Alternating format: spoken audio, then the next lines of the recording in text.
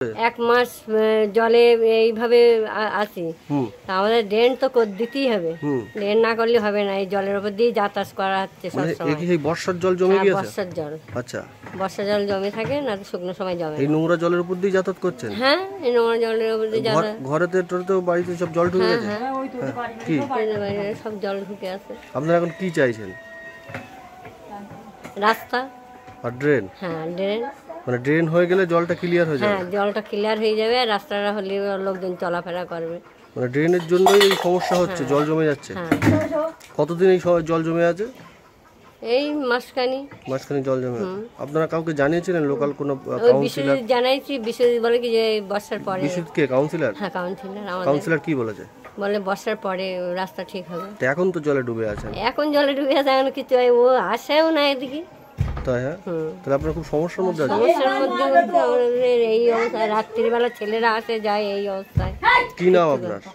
আমার নাম আনোয়ারা বিবি।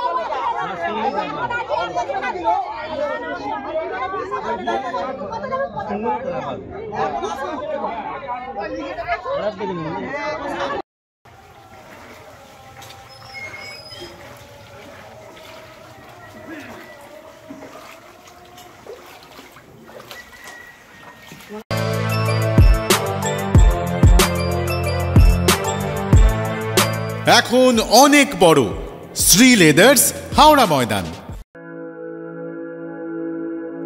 আপনি কি জটিল কিছু সমস্যায় ভুগছেন, সমাধান পেতে চান? যোগাযোগ করুন প্রখ্যাত জ্যোতিষ ও তান্ত্রিক মনসারাম ভট্টাচার্যের কন্যা মনসা কন্যার সাথে। প্রখ্যাত জ্যোতিষ ও তান্ত্রিক মনসা কন্যা হাওড়া জানবাড়ি ও হাতিবাগানের নিজস্ব মন্দিরেও বসেন। যোগাযোগ 9830106967 আর 9239655323।